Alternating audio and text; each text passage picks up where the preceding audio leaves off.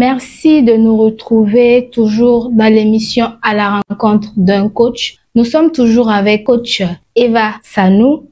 Aujourd'hui, nous découvrons comment de petites actions peuvent générer de grands changements et vous rapprocher de vos objectifs. Alors, coach, pourquoi nos routines et habitudes définissent-elles qui nous sommes? Alors, nos routines et nos habitudes nous définissent tout simplement parce que le corps et surtout le cerveau est là pour faire en sorte que notre vie soit faite de manière optimale et efficace. Donc, en soi, il est juste là, surtout le cerveau, sa fonction à quelque part, c'est de s'assurer qu'on survit.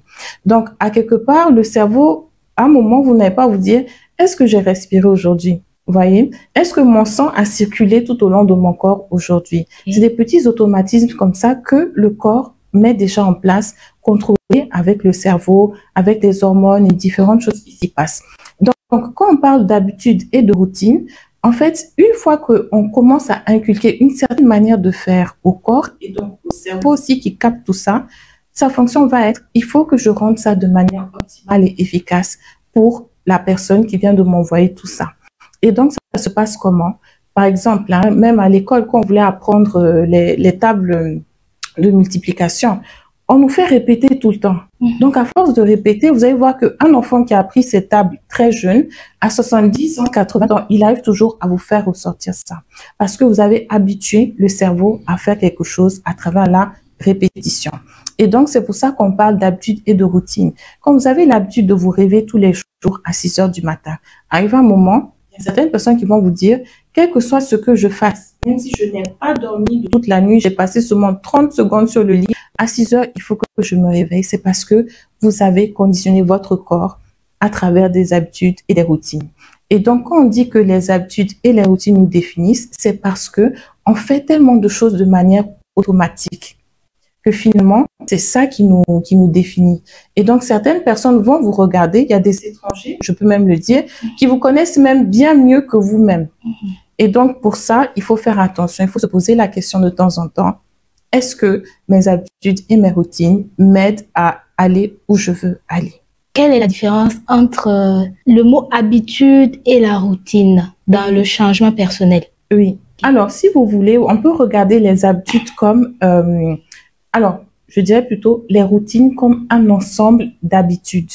On peut également regarder les routines comme une sorte de rituel un tout petit peu. Ça peut être, je me lève à 6 heures du matin, je me lave le visage à 6h05, je descends préparer les enfants à 7 heures et ainsi de suite. Donc là, c'est déjà une petite routine que vous avez mis en place, une sorte de petit rituel, sans trop rentrer dans le mystique, hein, c'est juste comment on va dire ça, les mots qu'on utilise, mais à quelque part, c'est une répétition de choses que vous mettez en place. Alors que l'habitude, elle, c'est quelque chose d'assez ponctuel. On va dire, il a l'habitude de venir à 19 heures. J'ai l'habitude de boire du coca à 17 heures. Vous voyez, donc c'est juste un peu plus ponctuel à quelque part. Donc, en soi, on peut voir comme si la routine peut englober plusieurs types d'habitudes. D'accord, mais comment différencier une habitude positive d'une habitude négative? Alors, il faut vraiment se poser la question. À savoir, je donnais l'exemple tout à l'heure, quelqu'un qui dit qu'il boit du coca tous les jours à 17 heures. Est-ce que, à quelque part, la personne ressent un peu l'effet du coca dans son corps? Certaines personnes vont vous dire qu'ils sont tellement sensibles au sucre que boire du coca à outrance, ça leur crée certains problèmes. Donc, il faut déjà voir ce qui me crée des problèmes. Bon, ça, c'est un exemple très simple. Mais il y a des exemples un peu plus complexes que ça. Peut-être vous avez l'habitude de vous réveiller tous les jours à 10 heures du matin. Maintenant, vous commencez à travailler. Il faut être au bureau déjà à 6 heures, 7h30. Donc, vous voyez que là, vous allez vous poser la question, est-ce que mon habitude finalement de me réveiller à 10 heures va vraiment m'aider à garder mon travail? Là, vous devez changer. Donc, c'est des exemples simples d'habitudes, on va dire, à caractère négatif ou qui ont un impact négatif sur notre vie. Donc, le contraire aussi peut marcher. On peut se dire, je me réveille tous les jours à 5 heures du matin. Ça me permet de bien me réveiller, de prendre mon temps, de préparer ma journée, de me demander ce que je dois accomplir, m'occuper de ma famille, et ainsi de suite. Donc là, vous voyez que c'est une habitude qui est bénéfique pour vous. Vous pouvez donc la garder, c'est une habitude positive. Est-ce que nos habitudes sont influencées par notre environnement ou notre volonté à nous-mêmes? Alors, c'est les deux. C'est vraiment les deux. Vous allez voir qu'il y a certaines personnes qui vont vous dire, quand on était plus jeune, on nous réveillait tous les jours à 4 heures du matin. Bien qu'on était plus jeune, on nous disait tout le temps, il faut être à la maison à 18 heures. Celui qui n'est pas arrivé à la maison à 18 heures, il aura des problèmes. Donc là, déjà, c'est une habitude qui a été conditionnée par son environnement, par ceux qui sont autour de nous. Vous pouvez être aussi dans un quartier où peut-être il est risqué de rentrer assez tard. Donc, vous allez vous donner aussi comme habitude à quelque part, comme mode de vie, de rentrer à partir de 17 heures. Donc là, une fois de plus, c'est l'environnement aussi qui va conditionner votre habitude. Après, il y a le facteur volonté aussi. Donc, l'exemple des enfants tout à l'heure à qui on disait qu'ils veulent se lever à 4 heures du matin, c'était pas forcément de votre propre volonté au départ. Mais si vous décidez de garder cette habitude tout au long de votre vie et finalement vous vous dites, mais se lever à 4 heures du matin, c'est pas mal, là va rentrer l'engagement de la volonté. Une autre chose, c'est si vous voulez changer d'habitude, parce que effectivement, on peut passer d'habitude positive à habitude positive également. Pas tout en voir qu'il y a quelque chose qui ne marche pas, je vais changer de cette manière. C'est bien, mais quelque chose peut marcher maintenant très très bien et vous vous dites, mais est-ce que je peux pas améliorer? Et donc là, avec votre volonté et surtout la question du pourquoi est-ce que je le fais et si je ne change pas, qu'est-ce qui va se passer? Vous allez pouvoir vous aiguiller par rapport au changement qu'il faut faire. Peut-on réellement changer nos routines et nos habitudes si nous avons la volonté? Oui. Alors, il faut la volonté. C'est le point de départ.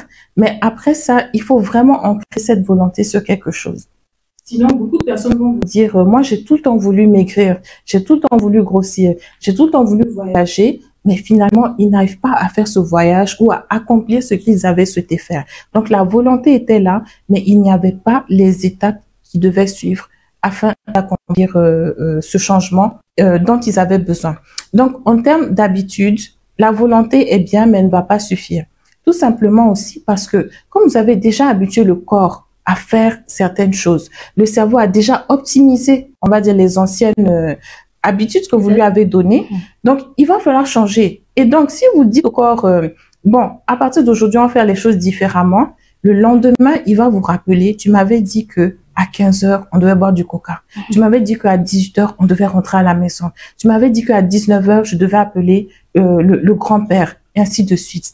Et donc, comme il va vous rappeler, c'est à vous de dire, ah, écoute, on est en train actuellement. On va changer d'habitude. Il faut qu'on aille de A à B. Et maintenant, pour passer de A à B, voilà les nouvelles routines, les nouvelles habitudes que nous allons mettre en place.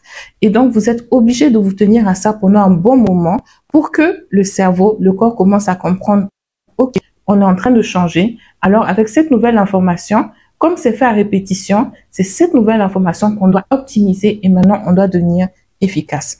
Je vous donne un dernier exemple. Vous voyez les sportifs de haut niveau. Des fois, on vous annonce qu'ils ont changé de coach ou d'entraîneur. Et après ce changement, vous voyez que leur performance, mais vraiment avance. Et des fois, vous ne reconnaissez pas forcément l'athlète tellement il performe. Et donc, à ce niveau, c'est juste de savoir que, à quelque part aussi, on a des petites mémoires tout au long du corps. Il y a ce qu'on appelle la mémoire musculaire. Donc, les muscles, par exemple, étaient habitués à faire un certain mouvement. Et peut-être que le nouvel entraîneur a regardé et a dit, écoute, à chaque fois que tu vas trop sur la droite, reviens un peu vers la gauche. Mais l'habitude, en fait, va faire que on a tout le temps envie, surtout l'athlète a tout le temps envie d'aller sur la droite. Et donc, il va devoir retravailler cette mémoire musculaire également afin de commencer à aller un peu plus vers la gauche. Et donc, des fois, c'est ce qui peut expliquer comment certains sportifs, juste en changeant d'entraîneur, arrivent à avoir des performances extraordinaires. Peut-on avoir du succès à travers nos routines et nos habitudes? Oui, oui. Et c'est même, on va dire, si vous voulez réussir dans la vie, attaquez-vous à vos routines et à vos habitudes. Okay. Il n'y a rien de tel. Donc, juste dire, moi, je vais réussir. On est déjà en fin d'année, prendre son carnet et puis écrire en 2025, en 2030, je vais faire ceci et cela. C'est bien. Mais tant que vous ne changez pas d'habitude ou de routine, vous allez encore rentrer dans les mêmes travers. Et c'est pour ça que beaucoup de personnes vont vous dire qu'après janvier, ils ont essayé de se tenir à leur résolution. Ça ne marche pas. Ils vont arriver maintenant en plein milieu d'année pour dire, ah, mais on est déjà en juin, je n'ai pas réussi à me tenir à ce que je voulais faire. Il faut que je me relance pour qu'en décembre, j'arrive enfin à réaliser mes objectifs. Malheureusement, et je pense que les statistiques montrent au moins au niveau de 80% à 90% de personnes qui n'arrivent pas à atteindre leurs résolutions à cause de ça.